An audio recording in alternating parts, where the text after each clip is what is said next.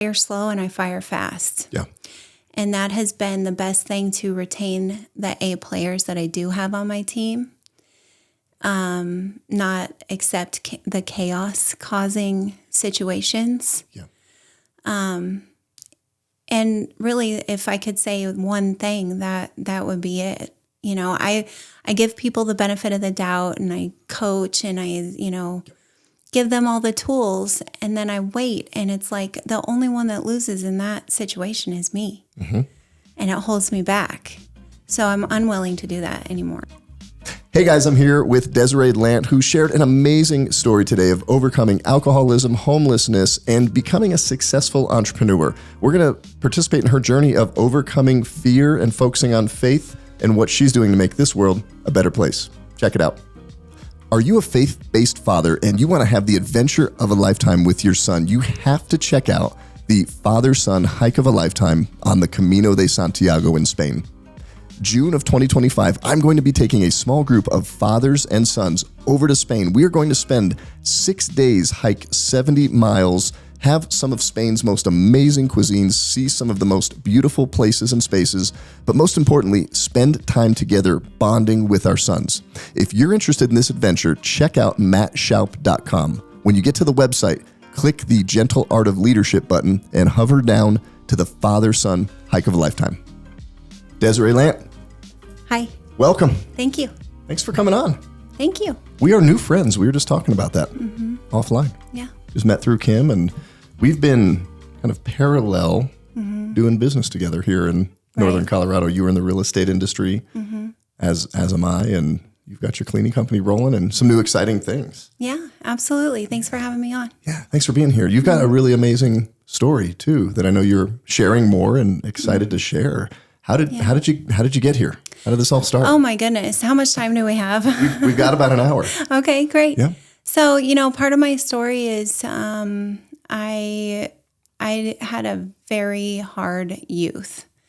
And I became an alcoholic very early on and didn't have support of my family and went from being homeless, living in my car, to now owning a business where people actually want to work with me, So that's the Cliff's Notes version.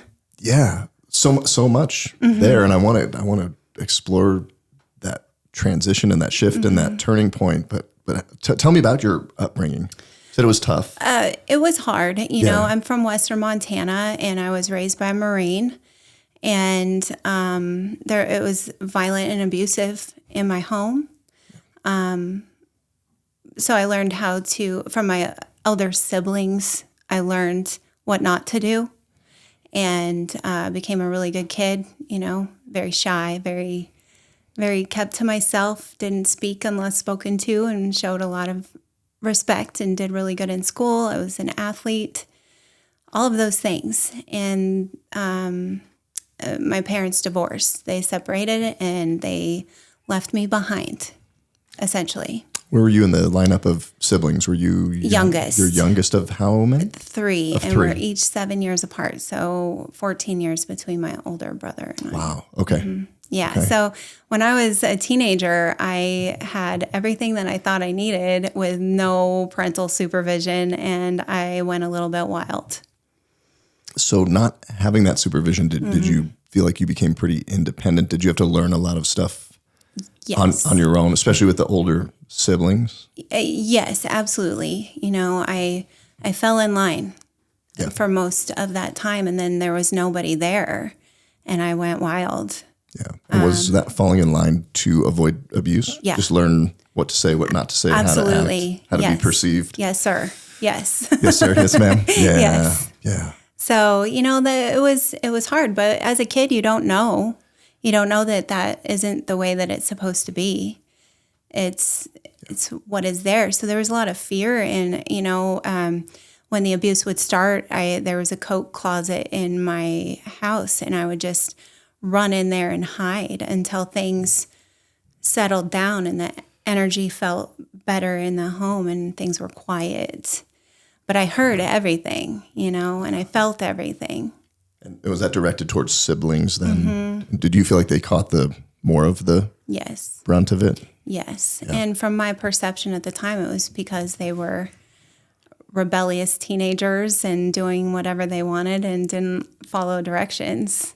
So I'm not going to do that, right? Don't do I'm that. not doing. And Yep. I'll avoid it. Mm-hmm. And then that's all gone. So then you had the wild stage. Yeah, I had started drinking. I nothing against Catholicism, but I went to a Catholic high school, and they party. They party. Really? Yeah. Okay. Is that the culture there? Would you say? Well, it's the culture in Montana for sure. So it's a Montana thing. It's a Montana thing for sure. Okay. There's not a whole lot to do, especially in the winter. Okay. Drinking is a pretty big deal, and I fell into it. You know, I had friends for the first time, and I had fun. All of the shyness fell away, and people wanted to be around me, and all of that, and I loved it. Yeah.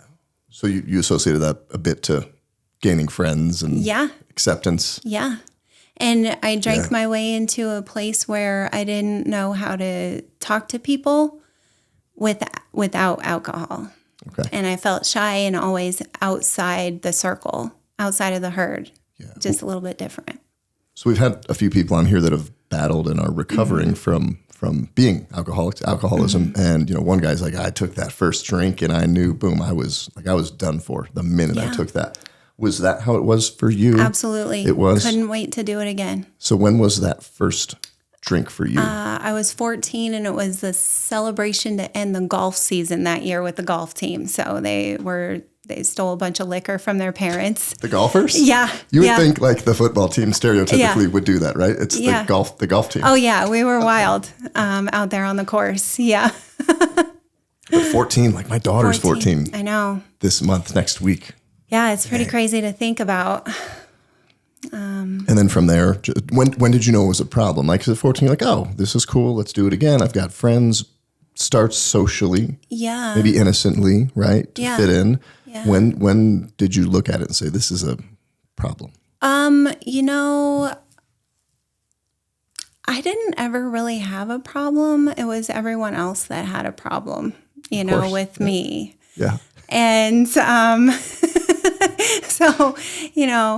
I'm grateful for that. But, I thought I was just going through a phase. At some point, I will grow out of this phase and everything will line up and I will be living a better life. But right now, this is the age that I'm at. And so this is what I'm going to do. I moved away from Montana, made a couple of geographic moves, which now I know what that was. I was moving, to get away from myself, but I was always there. And eventually ended up in Colorado, and that's when I got sober. I got sober when I was 23. Awesome. Yeah, thank you. Proud of you. Thank you. So excited that you're here sharing that and talking about that. Yeah. What you said you went, alcoholic young and then living in a car. Yeah. How did that all transpire in the timeline? Did the alcohol lead to that? Or did that happen after? Yeah, absolutely. Okay. Since I've been sober, I haven't been homeless, which I'm grateful for. So there's definitely a direct correlation there. My parents left. My dad always worked out of town anyway, and then my mother kind of, they were married over 20 years, and she just kind of went wild herself, and she just wasn't there. I graduated high school, and my graduation gift was my mom told me that I needed to move out as soon as I graduated, so I did. And I moved in with a few girls from high school and quickly was unable to pay rent, and they were not nice about it. They told me that I had to leave. And the roommates did? Yeah. Kicked you out? I know. It was so kicked rude. out of the house. It was so rude. Yeah. How dare they? I know. Right? How dare they? They don't know me. I just miss rent. Like, are you kicking me out? What is this? I mean, come on. Don't you know who I am? And, I got in trouble with the police, and, I had nowhere to go. I wasn't welcome at my mom's. My sister lived in town, but she had her own family and her own stuff going on, and that was the only place that I had to go. You're So I was in 18 at the time. Montana still Yeah. at that point. In the winter. In the winter, dang. And where do you go from there? From Montana, you made it to Colorado. Yes. So I had a high school sweetheart basically, and it was the late 90s, and he got involved in telecommunications, and it was a pretty big industry at the time, and he was living in Charlotte, North Carolina. And clearly Montana wasn't working for me that well. And I was like, do you think I could come to North Carolina? And then I went there, which was a culture shock for sure. And 3 months later, he got another job in Cheyenne, Wyoming. And so we went there, and I could not find work. It was the first time since I was 11 that I didn't have a job. And I just asked if we could try to go to Denver, and I could find work. And then what got you into cleaning then? How did you end up in this industry? So I got sober, and 2 years into my sobriety, I got a job at Blue Ribbon Home Warranty, and that was 2004. And my territory was Northern Colorado. I didn't know anything about real estate. I didn't know anything about Northern Colorado, but it was an opportunity. And they gave me a box of brochures and those big maps that you have to fold out and sent me on my way. They said, good luck. And that's the training. Yep, right. That was the training. So it was the heel to toe express. I was pounding the pavement and knocking on every door to see if I could figure out how to do this whole thing. And you became pretty successful in that industry, because were you still in it? I got into real estate in 2016 leading into 17. So were you just getting out or starting? So I started in 2004, and I, good jobs can become a bit soul sucking after a while. And for about 3 years, I had that feeling like just a calling, a pull to do something else. And I related, like one day I was sitting in my car not wanting to answer my phone, okay? I didn't want to talk about somebody's water heater. I would rather chew my own arm off than, troubleshoot a water heater when I'm not a plumber. And it just dawned on me, the entire career doing that, calling on real estate agents and real estate people, not one time did I see a house cleaner. And as soon as I thought that, I love to clean, I love what it does for my mind, my body, mentally it helps everybody feel better. And I love doing it for other people. And I was like, gosh dang, there's an opportunity here. Realtors will never run out of dirty houses. I know I can increase the professionalism and the expectation that people have on a typical house cleaning service. Yeah. And I just knew it. And I just had this knowing. And, the next day I had a meeting with my family, and I just didn't know what to name it.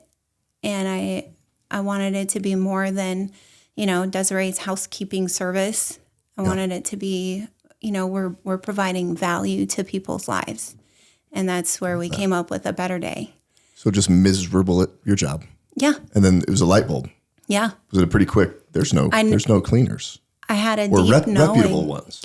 Right. Or the typical consumer will think about a cleaner or a maid, and they have a certain visual in their mind, and it may be, customer service isn't really the thing.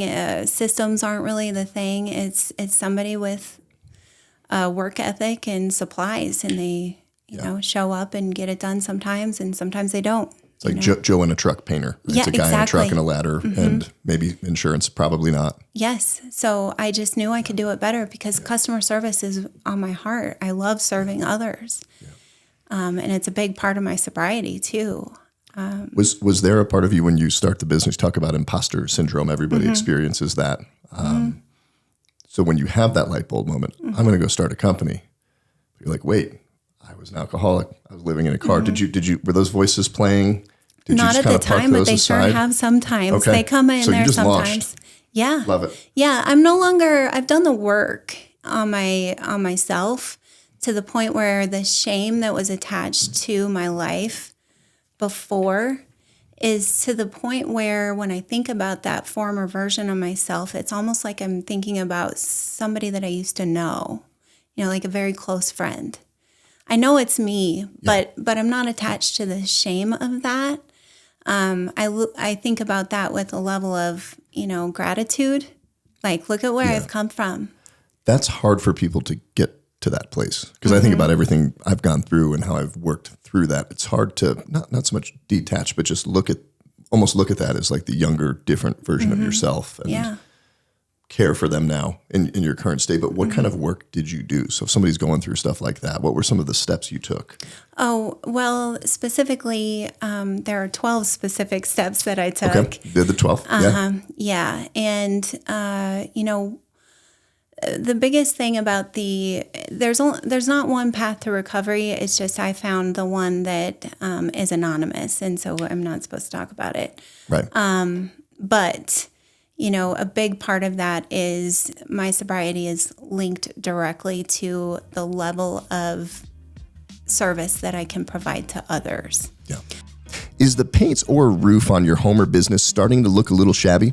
If so, reach out to one of our sponsors, M&D Painting and Roofing. M&D Painting and Roofing is a full-service residential and commercial painting and roofing contractor in Northern Colorado. And full disclosure, I'm the M in M&D. Check them out at mdepainting.com. Are you a small business trying to navigate all of the landscape of digital marketing and don't know where to go? Reach out to one of our sponsors, Imprint Digital. They are the go-to source for all things digital marketing. They are the producers of this podcast, and they run all of the marketing for all of my companies. Check them out at imprint-digital.com.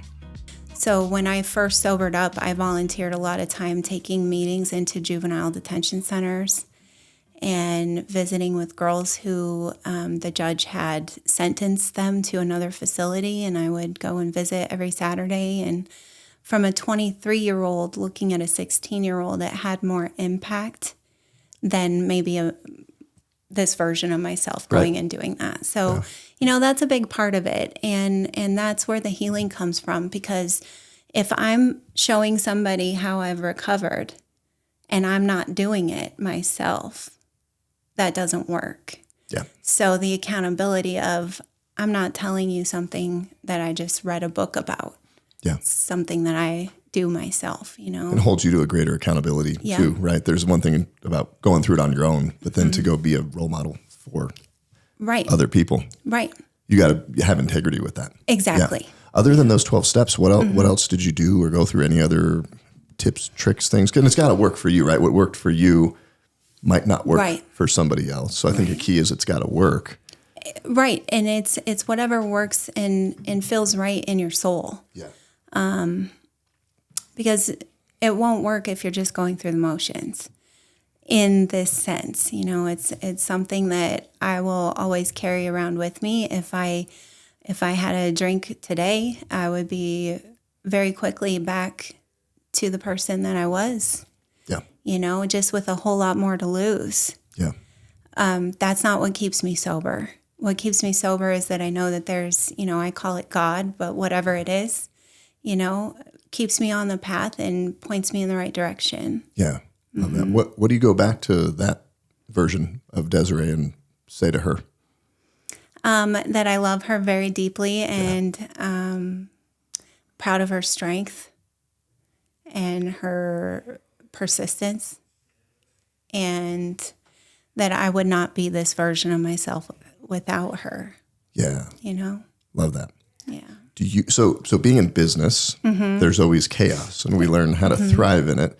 But I'd imagine from the environment you grew up in, and I grew up in a chaotic environment, different reasons, different ways. But do you learn how to thrive in that? Because I feel like some people either learn how to thrive in that, and then you almost seek it and search it. Did you kind of go that route, or some people totally shut down in it? Like, I love chaos, but I also grew up in different types of chaotic environments. I don't know that I can, semantics are really important to me. So I don't feel like I thrive in chaos. I like things to be very orderly. Okay.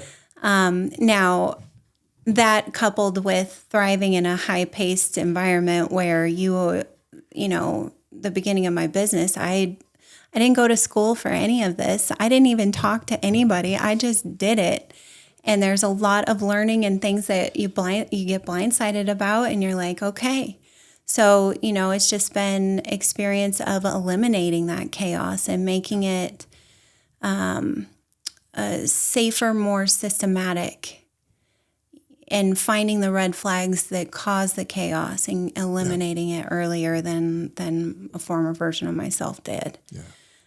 So I wouldn't say that I thrive in chaos, but I can handle it. You can handle it. Yeah. Okay. Love that. Yeah. So no business classes, no formal training in business. So you have that light bulb moment. You quit home warranty pretty immediately after that? No, I told my employer, I said, I am going to start a cleaning business. I would really like your blessing. Yeah. And with your blessing, I will not leave you hanging. And so they gave me their blessing and tried to transition well. 7 months after I had that conversation, I hired my first employee at a better day. And then I hired my second and my third and my fourth. And I couldn't take any water heater calls. I felt like, I was stealing from my employees by spending my energy and my time.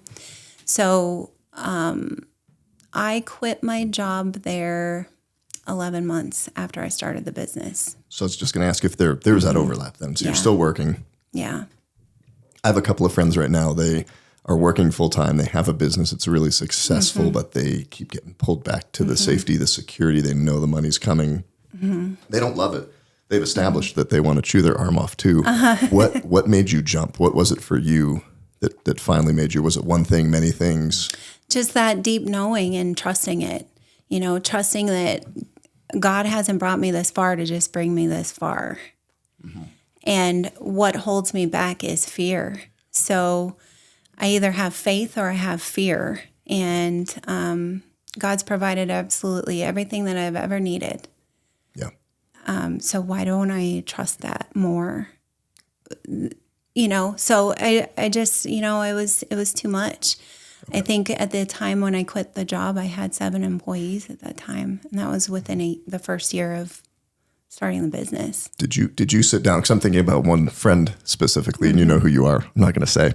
But did you sit down and analyze P&Ls and numbers and have this, or was it just this heartfelt gut intuition? Like, I'm going to make this work. Yeah. Don't worry about the numbers. Yep. But there was some fear there. There's got to be some. Yeah. But just overpowering faith overrode the fear, and you cut the cord. Yep. Okay. And I knew where my energy needed to go. Yeah. And it was scary. I have 2 kids, single mom in it, Yeah. And they're how old now? 13. You said 13. Just turned 13 today. Today. Oh my gosh. Happy birthday, Jonathan. Sure, hit him up right here. Happy birthday, Jonathan. Yes. And then I have an 18, almost 19-year-old daughter. Awesome. Okay. And how old are they at the time? So my daughter was 11 and my son was 4. Hey. Single mom, 2 kids. Yeah. Leaving a secure job. Yeah. Got this business going, 7 employees. Yeah. And then tell me about that next day. So you wake up the next day, you're not employed. No health insurance. No health insurance. Yeah. What does that look like? How does that play out for the first, day, week, 30 days? Put your smile on and get to work. Okay. I was in the field. So, working about 100 hours a week, 40 in the field, and then, 60 on building the business and trying to keep up on everything, sales, customer service, payroll, invoicing, everything. And then be mama. And be mama, yeah. And you got to get some sleep, get a little food, get a little sleep. There's absolutely not a relationship that I have in my life that hasn't suffered because of the business. Well, I think people don't talk about that, right? Yeah. So I've got I got fired from the bank. The guy said, put all your shit in a box, and I'm $200K in debt, $100, start the business. It's just me and Emily, no kids. Yeah. All I did was work. Yeah. Then she quit. And then all we did was work. Yeah. We didn't see friends a lot. Right. Kids came along. So there's that unspoken thing. Do you feel like there's a value in that, though, the first however long it was when you're putting in those 100-hour weeks to really root the business in?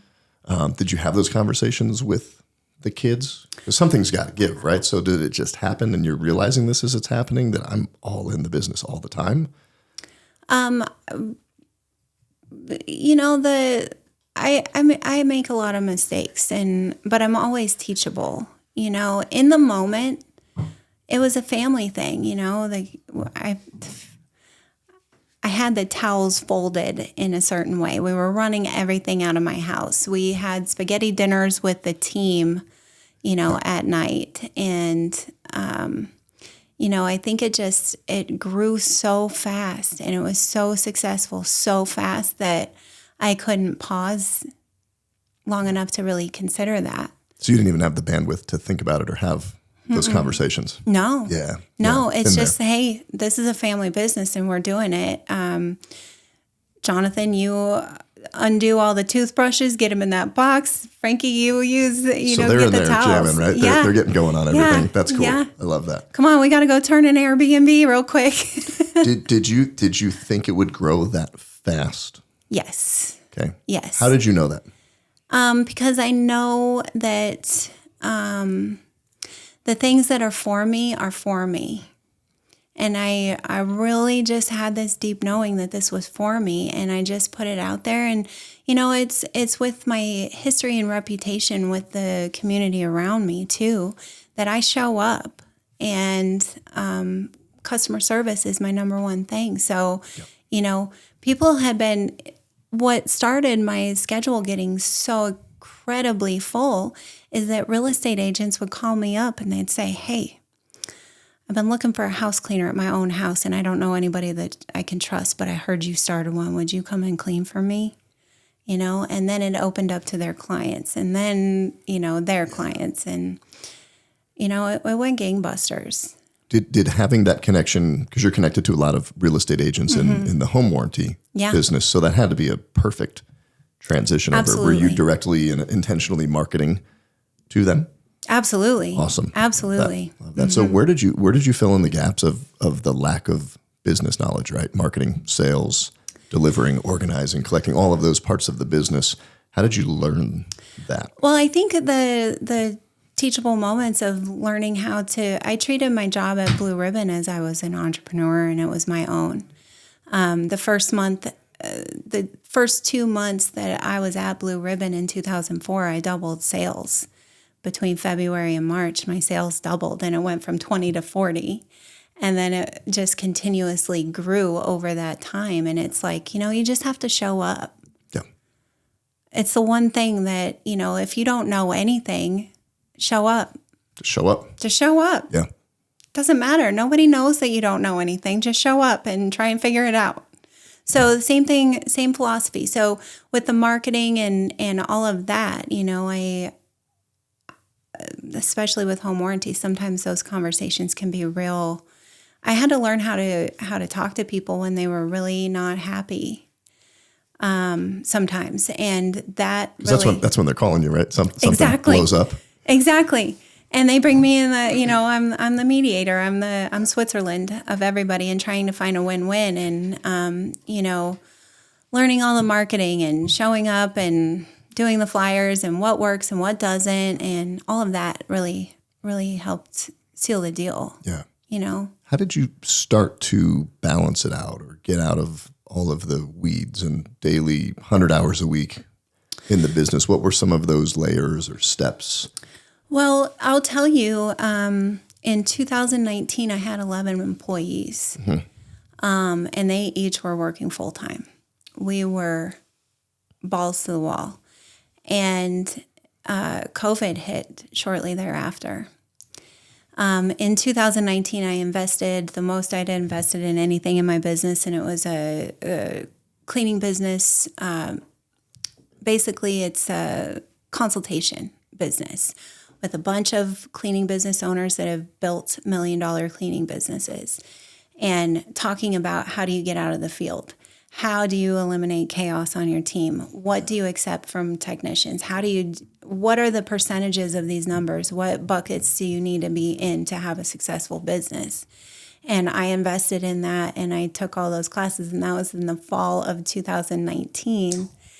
It's great timing. It was super great timing. And, I was still in the business. It's that spot where you just what you need to do, but you do not have the bandwidth to spend the time to do it. You're not procrastinating. You're not making excuses. It's literally you can't get to it because you're stuck with these things right in front of your face. I see a lot of business owners like that. They're so sucked in, and they know, and they barely have enough time to think about it and realize it. And then you feel worse, right? Because you know, Right. and you're stuck in it. So Right. how do you get out? That was hard for me, and I talk to and coach a lot of business owners that are there. Yeah. What did you do? I did my best and tried to make and implement the changes that I needed to make while we were operating. And COVID for me was a blessing. I choose not to go into things with fear because, I either believe things are going to work out okay or I'm going to spend a lot of time in the muck.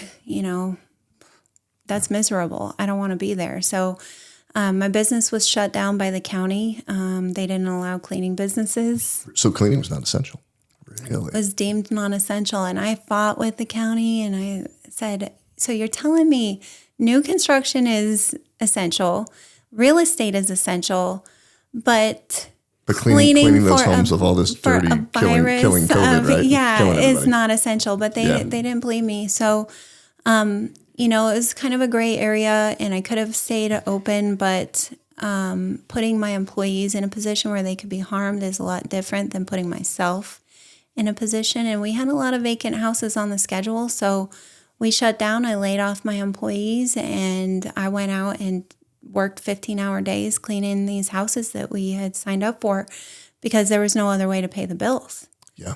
So that's what I did. And while I was doing that, I dug deep into that coaching material. While I was cleaning a house, I would just listen to the lessons and how, the fixes on all these things that were broken in my business.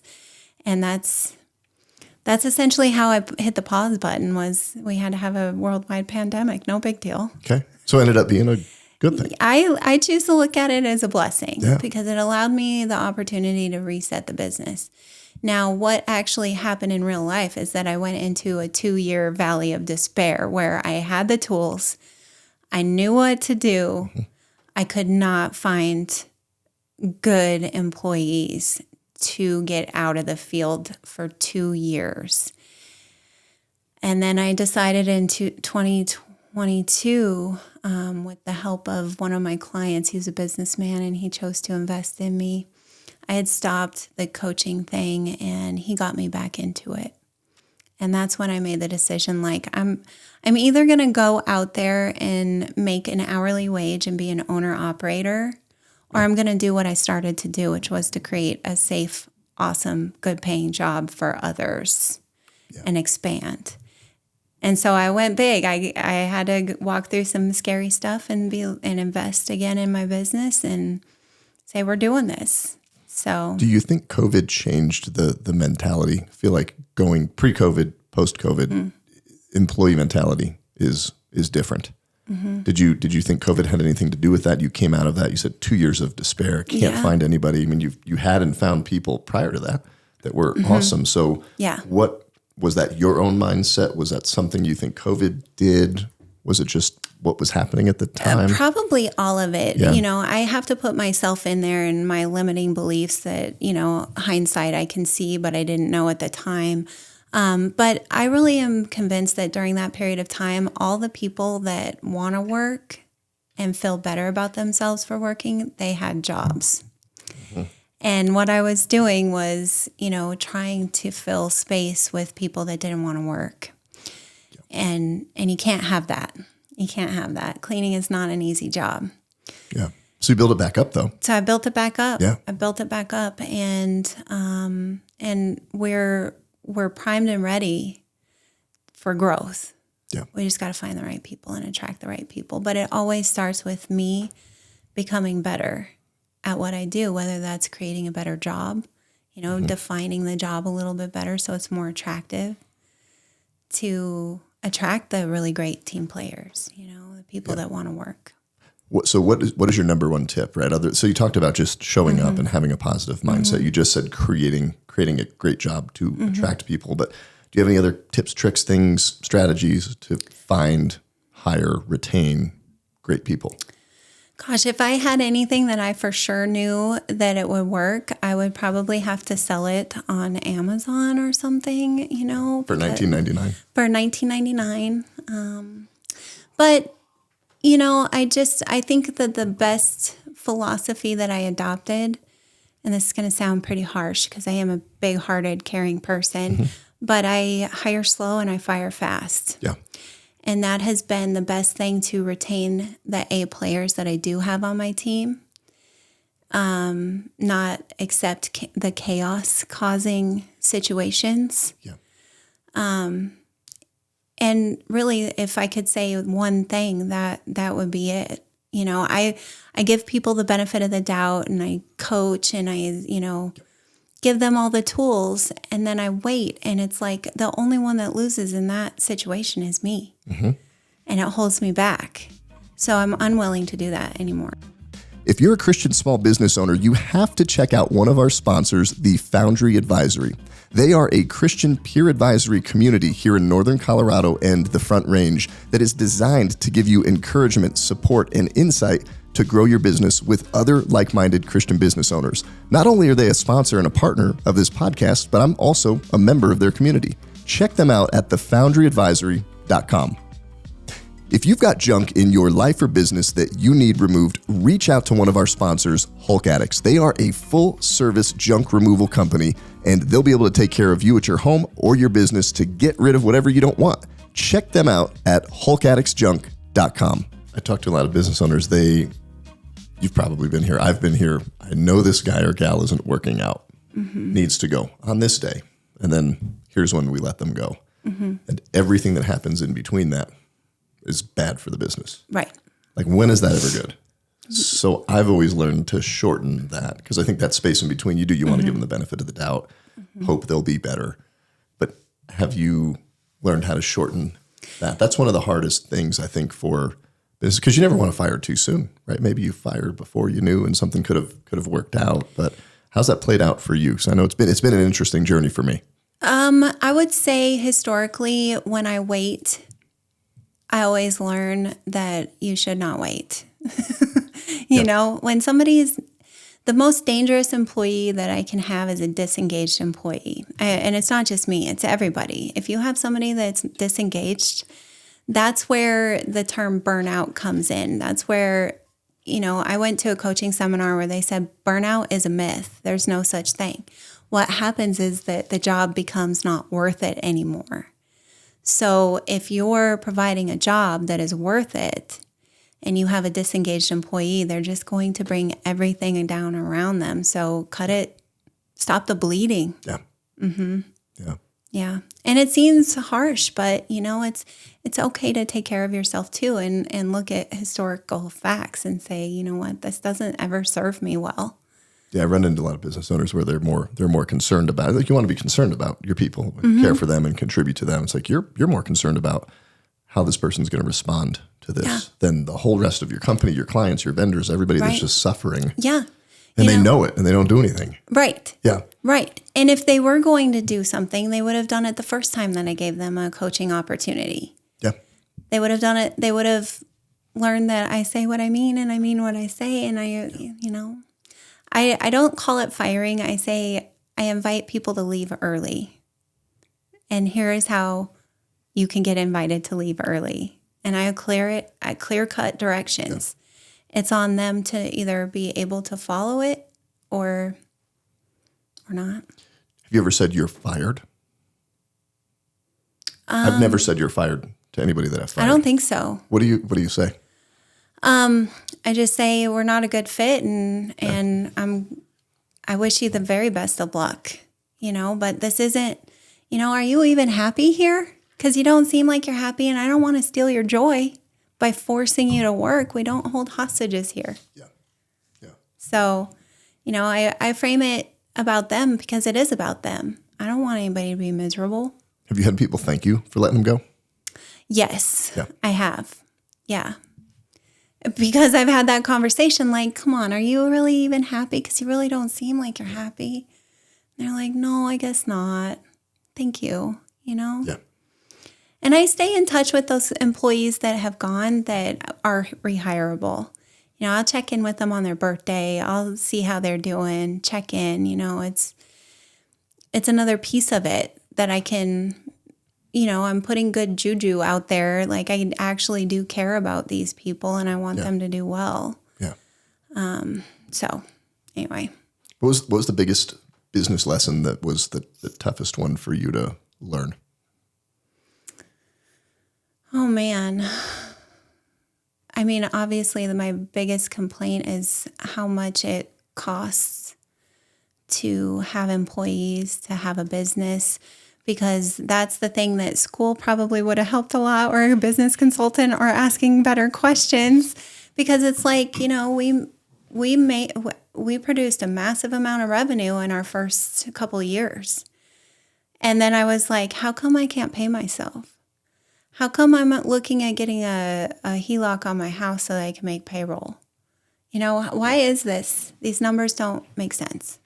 So I think that's the biggest lesson. Was it just understanding where that all falls in the P&L? You talked about those buckets. Like, hey, we did $1 million. Yeah. Wait, I don't have payroll. Yeah. I've been there. Right. Yeah. Yeah. I mean, and that's just the truth. And I'm still dialing that in, Were you just not charging enough? I Or wasn't just totally charging enough. underestimating I wasn't the hard charging cost? enough. I was paying my employees way too much in the wrong way. I was just spending all this money on loving on them. I was buying lunches and breakfasts and Red Bull. Team building expense. Because I wanted to be the kindest, gentlest, most awesome boss ever. Mm-hmm. And I don't even like the term boss. I don't want anybody to call me a boss. I am a coach and I'm a leader, which means I'm not above anything at a better day. Yeah. I would do anything, but, figuring that out, it's cost me a small fortune, that learning tax. Mm-hmm. Even you go back and count all that up, you're like, wow. I won't do it. It's a lot of I money. won't do it. Just I don't don't want even to see it. I don't want to see it. We're viable right now, and that's good enough for Love me. that. How's the rebuild been? So we're coming out of COVID. Feels like back to normal, or somewhat of maybe the new normal. Mm-hmm. How's that been? What are the struggles now? What are some of the things you're hopeful for with the direction of the business? Yeah. So we talked a little bit about this. One of the things that I haven't been able to replicate myself in is the sales and customer service. Yeah. And I finally have somebody in place that has my back and cares about the business and can understand the numbers and can also understand how to talk to people and understand that, having a stranger in your home in one safe space in the whole world is kind of a big deal, and you probably should do a little bit of research when you're choosing that person. And having somebody be able to articulate that to the community when they call. Yeah, because these people are touching every square inch of your home. Yeah. It is so intimate cleaning for another Totally is. person. You've probably got interesting stories of things you've cleaned and things you've found and things that have been left out. Yeah. Absolutely. We've bumped into that just with painting. Yeah. I'm assuming cleaning is absolutely more exposing. Absolutely, because you're in there. You're up in there. So, it's a very intimate process. Mm-hmm. And, it's always amazing to me, the people that are just looking like for the cost. Yeah. So it's creating that culture that we add value to people's lives. So how do you, or the person that's in the CSR customer service role, how do you communicate that? What are those things? So somebody listening, they live in Northern Colorado, they need to hire a cleaner. What differentiates you from everybody else? Well, we're a woman-owned business. That means something. We're a local business. That means something. We have been in business since 2016, and all of our employees are screened and thoroughly trained, and all of those things. We have all that. We're insured, we're bonded, all of those safety measures. But beyond that, I always say we are more than just house cleaners. We're better day bringers. So, I think a lot of people look at it as we're just cleaning the house, but we're so much more than that. we are getting to know and building the relationship with the client and seeing how we can meet their needs. You know, some people call us up because they're fighting with their partner because over chores. You know, marriage counselors recommend our service, you know, because we bring a better day in that way. And people just like me, I'm the ideal client. Yeah. You know, I don't have time. I love to clean my house. I just don't often get to live the way that I want to, you know? So that piece of it does make it better. And, you know, the other thing is the community involvement. You know, I'm super involved with a lot of nonprofits. We provide free cleaning services to cancer patients. Really cool. Through 2 nonprofits, you know, and we're of service. So, you know, the best thing for my employees is to go clean for those people that are going through such a terrible time in their life, and just through cleaning can make it just a little bit better and a little bit brighter. So somebody in that scenario reaches out to a nonprofit that you work with, and then that nonprofit engages with your company. Yes. What's the nonprofit? So there's 2 that we work for. One is local, and that's Hope Lives. Oh, yes. They hand out vouchers, and so they do. That is not at no cost, but it's it's at no cost for the patient. But Hope Lives does pay a discounted rate to provide that service to their clients. Is that just for breast cancer? Because Hope Lives It's just that's breast cancer, right? Yes. Okay. And then the other one is actually an international nonprofit called Cleaning for a Reason. Okay. And what we do there is the people can sign up on the Cleaning for a Reason website and put in the information, and then Cleaning for a Reason reaches out to the cleaning business partner. Kind of connects everybody. Okay. We give 2 4-hour cleans over a 2-month period to help make their day a little bit brighter. So That's cool. yeah. Love that. Yeah, I love participating. If I could clean like that or have that be the thing all along, and make money at that. Could you start your own nonprofit? I'd probably Start have a to leg of the business? I mean, possibly, absolutely, because there's so much opportunity. Cleaning gives people so much more than just a clean space. It's, you know, I want to help veterans, you know, especially with mental health issues. You know, sometimes you just get paralyzed when you're stuck in it and you just can't move forward. And having a clean bathroom might be the catalyst. Like, oh, maybe there's hope. Yeah. You know? Yeah. So. Man, love all this. Yeah. So on top of all of this, yes, you just started, we were talking a little bit offline, like, Matt, hey, I did my first 2 speaking gigs. Yes. So how did that all come about?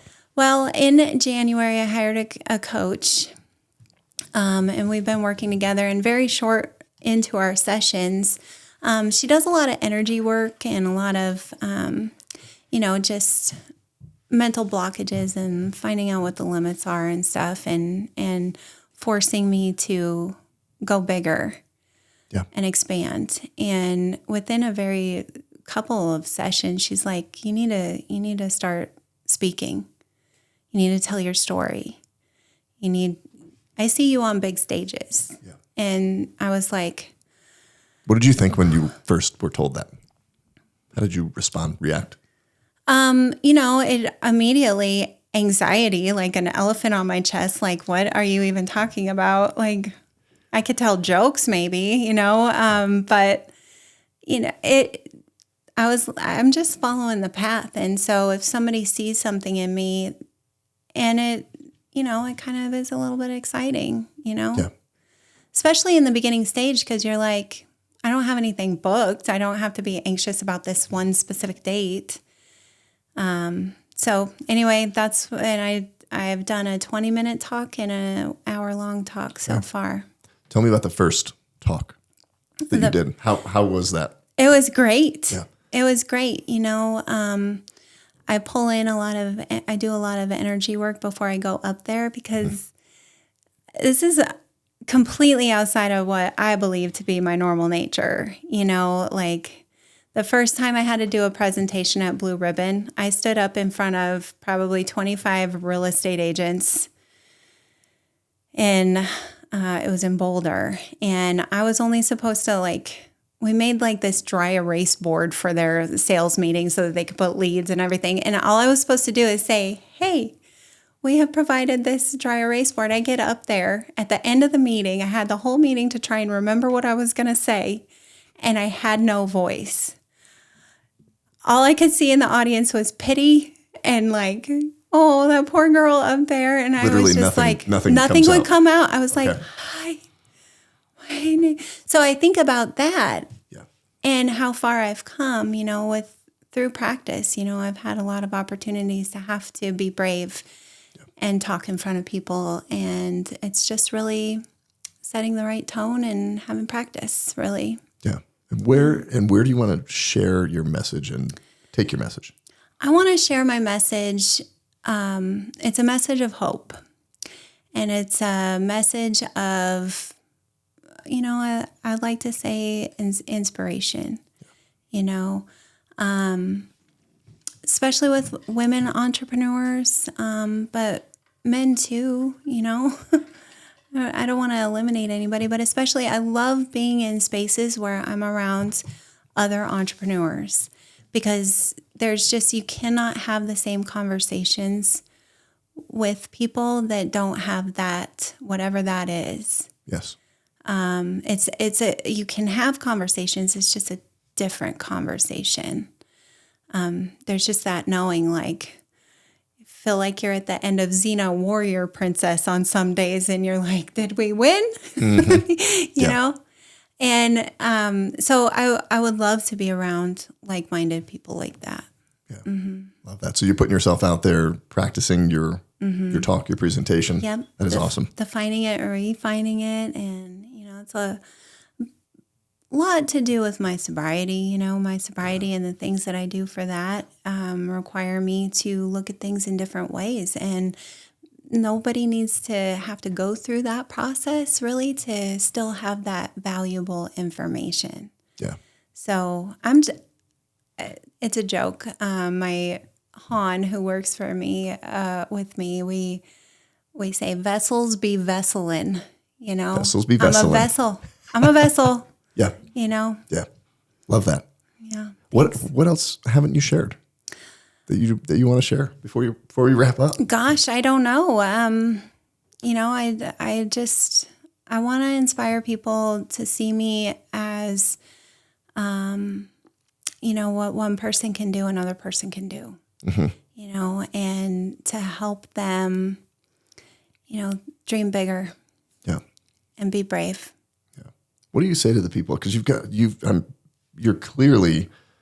gone through so much. Mm-hmm. You've worked through so much. You've gotten to the other side of that and can look back at that with gratitude and thankfulness, not shame and despair. Mm-hmm.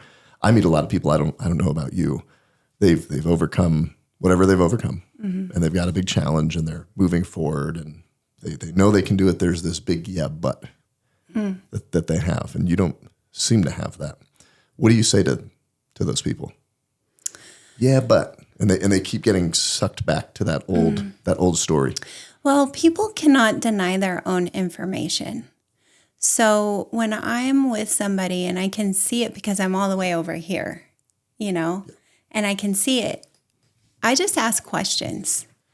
And they cannot deny their own facts. So if I can get them to say it in their own words by asking them questions, then they can sometimes see it in a different way. Yeah. Because you can't deny your own information, right? Absolutely. So that's hopefully that answered your question. No, thanks so much for coming out and sharing everything. Yeah, thank you for your time. We wrap up every podcast the same way. When you came in, you picked your favorite color, or one of your favorite colors, and there's a statement you want to leave with the world. When you leave it, what is it? Yes. So true success comes from lifting others up. When we put people and community first, everything else falls into place. Love it. Desiree Landt, that's a wrap. Thank you so much, Matt. You. Hey, thanks for tuning into this week's episode. If you are on the YouTube channel, I would appreciate it if you would subscribe to the channel, give this video a like, and drop a comment. Hey, one more thing before you go. Head over to my website, mattshoup.com, and make sure that you sign up for the free tools. I will drop you an email with a whole bunch of life, leadership, and business building resources that will make you better. And I'll also keep in touch with you with all of the events, experiences, and updates that I've got coming your way.